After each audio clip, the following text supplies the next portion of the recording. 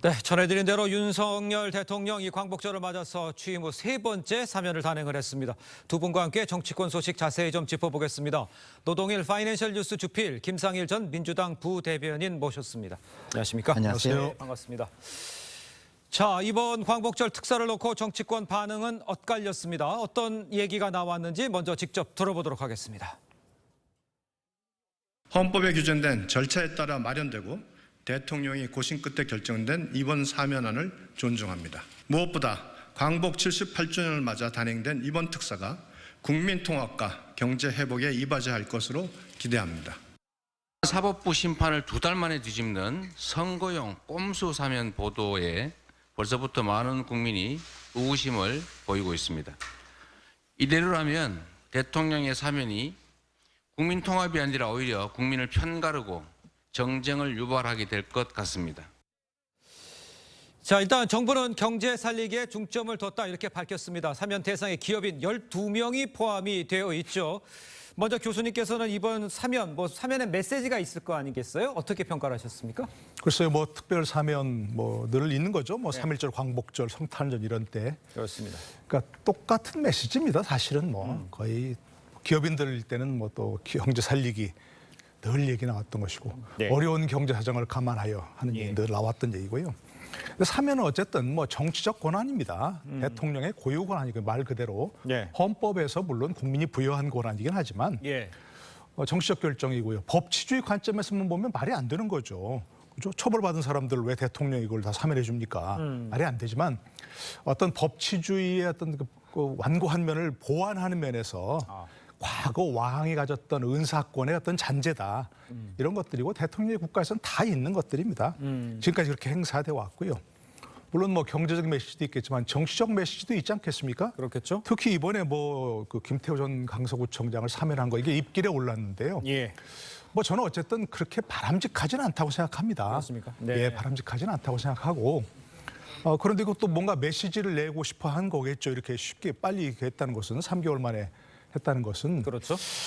글쎄요, 김태호 전 강서구청장이 공익제보자인데 법적인 관점에서는 어쩔 수 없이 이렇게 유죄 판결이 났더라도 예. 정치적인 관점에서는 이건 유죄라고 판단하지 않는다. 또는 그런 공익제보 과정에서 어쩔 수 없는 예. 나머지가 조금 여러 가지 예. 불법적인 면이 있었던 것 아쉽게 생각한다. 이런 정도 정치적 메시지 아닐까 그렇게 생각합니다. 알겠습니다. 지금 언급을 해주셨습니다만 정치권에서는요. 김태우 전 강서구청장의 이름을 올렸죠. 이번 사면에서 제일 뜨거운 논란이 되고 있는 부분입니다.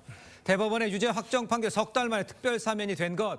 이게 이제 사면권 남용이다 이런 비판이 있는 것에 대해서도 또 언급을 좀 해주셨어요. 어떻게 평가를 하셨습니까? 글쎄 대통령의 권한이니까 남용이라는 표현까지 쓰는 건 좀 과할 수는 있습니다. 예. 그러나 이게 국민이 준 권한인데 예. 그 권한에 대한 책임성이 충분했는지라는 것은 좀 따져봐야 될 부분이라고 저는 생각하는 게요. 예. 이게 특별 사면 아니겠습니까? 그렇죠. 법 앞에 평등이라는 걸 깨고 특별히 하는 거라면 그 특별한 의미가 국민에게 아주 잘 느껴져야 된다고 생각하는데 예. 제가 볼 때는 김태우 전 구청장의 사면이 그런 의미를 굉장히 많이 훼손시켰다 이런 생각이 듭니다. 네. 그래서 좀 이번 사면에 대해서 굉장히 안타까운 생각이 들고요.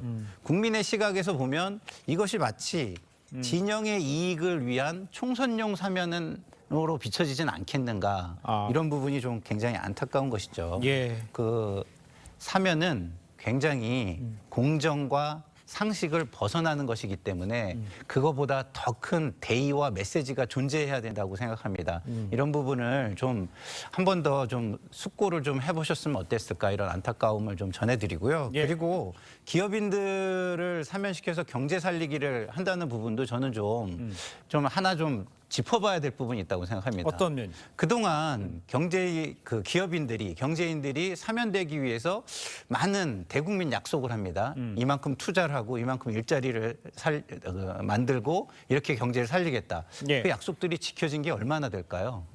한 번도 짚어본 적이 없습니다. 예. 우리 대표적으로 이재용 부회장도 사면과 보석으로 나오고 이런 걸 위해서 많은 약속을 했는데 네. 그것이 지켜졌는지 한번 되짚어보고 그런 것들이 제대로 지켜지는 것들을 좀 어떻게 하면 좀 담보할 수 있는지 이런 것도 함께 고민하는 사면이 됐으면 좋겠다 이런 생각이 듭니다. 알겠습니다. 지금 언급을 해줬습니다만 이 김태우 전 구청장 특별사면 관련해서 당시 청와대 민정수석이던 조국 전 장관도 입장을 밝혔죠. 윤 정권의 이제 법치를 사유화했다 이렇게 이야기를 하면서 김 전 구청장 공익신고자 코스프레 했다 이렇게 비판을 했어요. 이 상황에서 조국 전 장관이 메시지를 낸 요거는 어떻게 평가를 하십니까? 뭐 다른 사람은 몰라도 조국 전 장관 당시 이제 김태호 전 구청장이 근무했던 게 이제 청와대 네. 민정수석실이었으니까 당사자죠. 그렇습니다. 조국 저 당시 민정수석 관련된 여러 가지가 폭로됐었죠. 예. 뭐 환경부 블랙리스트, 유재수 감찰 모마, 울산시장 선거 개입 이런 데서 민정수석을 포함한 청와대 많은 관계자들이 관여했다. 예. 이런 것들이 김태우 전 구청장의 출마에 뭐 어떤 폭로에 굉장히 큰 대강을 이뤘던 겁니다. 예.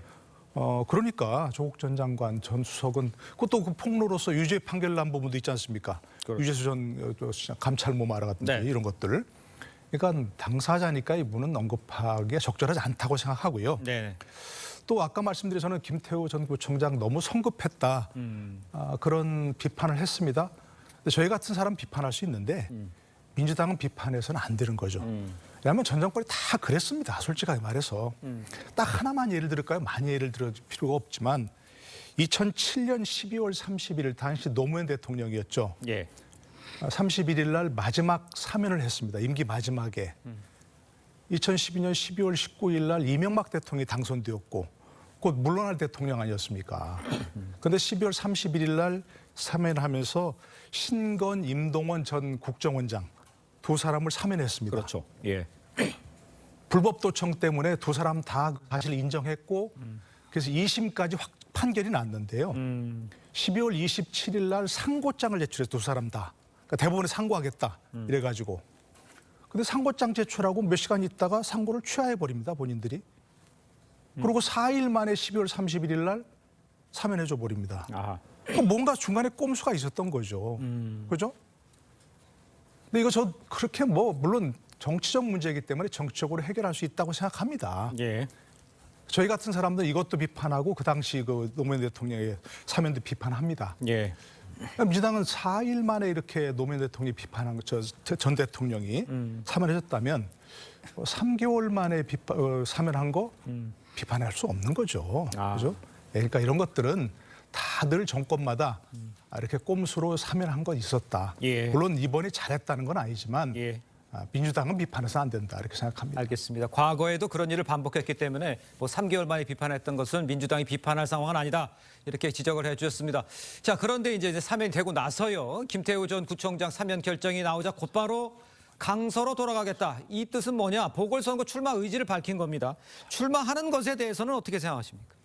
그러니까요. 이게 출마를 위해서 사면이 결국 돼버린 셈으로 이게 그런 규정이 모양새가 돼버리는 될 수 거잖아요. 있죠. 돼버리는 예, 거잖아요. 그럼 이 사면의 취지가 굉장히 바라는 것이 되고 예. 청소년 사면이라는 걸 확인시켜주는 셈이 돼서 예. 그러지 않기를 저는 바라는데 본인은 그런 의지를 가지고 있습니다. 이제는 여당의 결정만이 남아있는 것이죠. 그렇죠. 그래서 여당이 어떻게 결정을 할 것인가 이 부분을 봐야 되겠지만 네. 저는 거듭 말씀드리지만 그렇지 않기를 바랍니다. 그 이유는 뭐냐? 김태우 전 구청장이 네. 강서구청장이 공익 제보를 일부 한 거는 있습니다. 그렇죠. 그렇지만 공익 제보 잘하고 규정해 주기에는 그렇지 않은 부분이 굉장히 또 많아요. 요번에 사실상 유죄가 난 부분도 공익 제보의 부분은 불기소 처분하고 그 나머지 부분에 대해서 판결을 내린 것입니다. 네. 그리고 그러면 공익 제보자로 전체적으로 일반화해서 규정해 줄 수 있느냐 이 부분도 논란이 있는 게 예. 이분이 감찰이 시작되고 감찰의 압박에 있으니까 그거에 대한 반격으로 예. 이 소위 말하는 폭로를 시작하면서 그 부분에서 공익 제보에 일부가 들어 있었던 것은 아니냐. 예. 이런 또 비판도 존재하거든요. 그런 차원에서 볼 때 지금 이 10월 재보궐 출마 의지 이거는요. 저는 굉장히 좋지 않은 모양새다. 이렇게 좀 말씀을 드리고 싶습니다. 그렇다면 교수님 보시기에 그러면 여당에서는 어떻게 나가게 해야 된다고 보십니까? 어떻게 보십니까? 글쎄요. 뭐 사면 메시지란 것은 윤석열 대통령의 메시지 아니겠습니까? 예. 사면권 대통령의 권한이니까요. 뭐 듣기로는 뭐 그러니까 이거 정확한 건 아니겠습니다만 제가 개인적으로 듣기로는 네. 법무부에서도 반대했다 그럽니다. 네, 윤석열 대통령의 의지가 강했다 이렇게 알려지고 있는데 예. 그런데 그게 과연 사면을 해서 출마하라는 메시지일까? 그 부분은 저는 약간 좀 의문이 갑니다. 그리고 이제 그 여당에서도 고민하고 있는 부분 중에 하나가 네. 사실은 김태호 전 강서구청장이 잘했건 잘못했건 어쨌든 유죄 판결 나서 이 보궐선거가 이루어지는 건 아니겠습니까? 그렇죠. 뭐 부정부패 관련해서는 아니라 하더라도 예. 그런데 해서 또 당사자를 또 공천한다? 이건 약간 고민해봐야 할 문제 같고요. 예. 저는 지금 원칙대로 예. 뭐 한다면 무공천하는 게 맞지 않는가? 뭐 그런 생각을 하고요. 그리고 뭐 김태호 전 구청장이 출마 의지가 강하다면 예. 뭐 무소속으로 출마하든지 아니면 요즘 무슨 제3당인가 뭐 움직임이 있다지 않습니까? 예. 뭐 거기에 출마를 하든지 뭐 그러는 게 합당하진 않을까 이렇게 알겠습니다. 생각을 해봅니다. 개인적인 생각입니다. 알겠습니다. 자, 오늘 광복절이에요. 근데 이제 정부가 이제 보면은 보훈에 굉장히 강조하는 모습들을 우리가 지금 많이 보게 됩니다. 그건 어떻게 평가하십니까? 보훈을 강조하는 건 정말 저는 잘하는 일이라고 생각을 해요. 예. 왜냐하면 저희가 뭐 해외 경험들을 좀 해보면 이른바 선진국이라는 데들은 어떤 상징과 영웅을 만들어가면서 그 나라를 발전시킵니다. 예. 그러면은 보훈 나라를 위해서 희생한 분들을 네네. 영웅으로 만들면 후대들이 그걸 보면서 배우는 부분이 굉장히 크지 않겠습니까? 그렇겠죠. 그래서 그것을 통해서 예. 그 다음 세대들의 어떤 뭐랄까 더 나은 모습을 만들어 나갈 수 있는 거고 예. 그것이 결국은 국가 발전의 토대가 되는 거 아니겠습니까? 그렇겠죠. 그런 측면에서 보훈이라는 거는 굉장히 잘하고 강조하는 것은 좋은 것이고요. 네. 그리고 요번에 그 오성규 애국지사를 영문 귀국 이렇게 그렇죠. 모셔오셨지 않습니까? 네. 그거를 또 장관이 직접 도쿄에 집을 방문해서 직접 가서 모셔왔는데 예. 이런 모습을 보여주면 아무래도 나라를 위해서 뭔가 헌신적으로 일하는 분들도 이런 의미가 나중에 있을 수 있구나, 보람이 있을 수 있구나 예. 이러면서도 더 그 자신의 행동에 의미를 부여하고 이럴 수 있기 때문에 예. 제가 볼 때는 이런 부분은 앞으로도 뭐 좀 힘껏 좀 일을 해주시면 좋겠다 이런 생각이 듭니다. 알겠습니다. 자, 저희는 다음 소식으로 좀 넘어가 보도록 하겠습니다. 잼버리가 끝났지만요, 이 미흡한 운영 책임을 두고 지금 정치권 공방이 가열되고 있습니다. 대통령실과 여야의 입장을 먼저 듣고 이야기를 이어가 보도록 하겠습니다. 세계 스카우트 잼버리를 무난하게 마무리함으로써 국가 브랜드 이미지를 지키는데 큰 역할을 해준 종교계, 기업, 대학 및 여러 지방자치단체에 감사하고 사과와 위로의 말씀을 전했습니다. 그런데 현 정부와 여당은 남 탓만 하고 있으니 염치는 어디다 팔아치운 것입니까? 좀 격려하고 힘주고 이런 말씀을 하셔야지 이제 끝까지 다 실패한 것처럼 사실까지 왜곡하면서 아무튼 전직 대통령이 하실 말씀은 아닌 것 같아요. 현 정부를 비판하면서 대한민국을 비하하는 발언을 하신 거죠. 자, 이 잼버리 파행을 두고요, 문재인 전 대통령이 국격을 잃었다 이렇게 비판을 내놓자 하태경 의원은 물론 이제 대통령실에서 적반하장 후한무치 이제 표현을 빌려서 불편한 기색을 드러냈습니다. 지금 상황을 보면 전 현 정권 또다시 이제 충돌하는 이런 모양새가 돼버렸어요. 지금 보면. 글쎄 이게 국민들이 보기에는 이게 전현 정권이 뭘 잘한 게 있다고 서로가 지금 서로를 좀 삿대질하는 거죠. 예. 다들 좀 석고대죄하고 우리가 잘못했습니다. 좀 앞으로 이런 일이 다시 발생하지 않도록 하겠습니다. 이렇게 하면서 뭔가 좀 해결 방안을 강구하고 네. 뭐가 잘못됐는지 복귀해보는 그런 상황일 텐데 이게 지금 뭐 하는 짓들인지 정말 입으로는 욕설을 하고 싶은데 네. 참고 있는데요. 전 문재인 대통령도 이거 바람직하지 않은 거라고 생각합니다. 사과를 하셨다면 만약에 전임 대통령으로서 참 죄송합니다. 이렇게 말씀하셨다면 정말 어른스럽다고 예. 그렇게 말씀드렸을 텐데 유치 당시 대통령으로서 사과드린다? 이게 무슨 유체이탈 화법입니까? 그 유치 당시만 대통령이고 그 이후에는 대통령이 아니셨나요? 5년 동안 대통령이 아니셨다는 말입니까? 그러니까 다시 한 번 말씀드리지만 전 전현 정권 모두가 다 지금 책임감을 깊이 느껴야 할 그런 시기인데 유치 당시 대통령이라고 했다는 것은 나는 아무 책임이 없다. 유치만 해왔다. 유치는 내가 했는데 지금 운영은 이렇게 했기 때문에 당신들 책임 아니냐. 이렇게 얘기하는 거 아닌가요? 5년 동안 기반 시설을 준비했어야 하고 현 정권은 운영을 제대로 했어야 되고 둘 다 미숙하고 준비 부족 아니었습니까? 예. 이게 무슨 어른스럽지 못한 그런 태도인지 잘 모르겠고요. 네네. 이건 그야말로 총체적 부실 아닙니까? 그렇죠. 우리가 뭐 돈이 없습니까? 무슨 경험이 없습니까? 노하우가 없습니까? 예.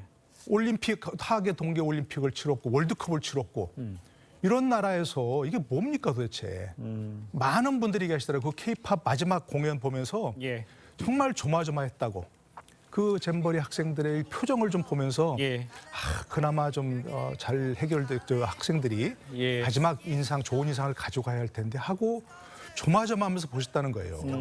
그게 다 국민들의 생각 아닙니까? 알겠습니다. 근데 지금 뭡니까 이게 양쪽 정부가 둘 다 예. 서로 내가 책임이다라고 해도 국민들이 정말 용서할까 말까 한데 서로 내 책임이 아닙니다 이렇게 얘기하면 뭐 하는 짓인지 모르겠습니다. 알겠습니다. 여야를 넘어서 현 정권을 모두 다 비판을 해주셨는데 글쎄 이제 문재인 대통령도 이야기를 했고 또 반기문도 사무장관도 지적을 했어요. 어떻게 이렇게 번지는 이유를 어떻게 찾아야 됩니까? 그러니까 서로를 공격해서 자기들의 책임을 벗으려고 하는 거 아닐까요? 왜냐하면 지금 보면은 서로 공방을 벌이는 분들이 대부분 네. 이 문제의 책임이 일정 부분 있는 분들이잖아요. 연결이 돼 있죠. 네, 연결돼 있는 분들이잖아요. 그렇습니다. 그러면 이런 책임을 물을 때는 예. 거기에 좀 약간 자유로운 분들이 얘기를 하시는 게 훨씬 낫겠죠. 예. 그리고 저는 이렇게 문제를 해결해 보면 어떨까 좀 제안을 드려보는데요. 어떻게요?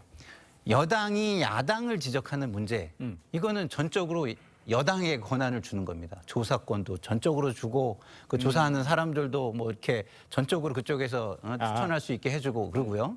야당이 여당을 지적하는 문제점들은 야당에게 전적으로 권한을 주는 거예요. 예. 그래서 양쪽의 문제를 철저히 국민을 위해서 파헤치는 겁니다. 예. 괜히 서로 나서가지고 거기에 껴가지고 물타기 하고 서로 혼탁하게 하고 해서 오히려 국민의 시야를 가리고 결국은 아무도 철저한 책임을 지지 않는 것.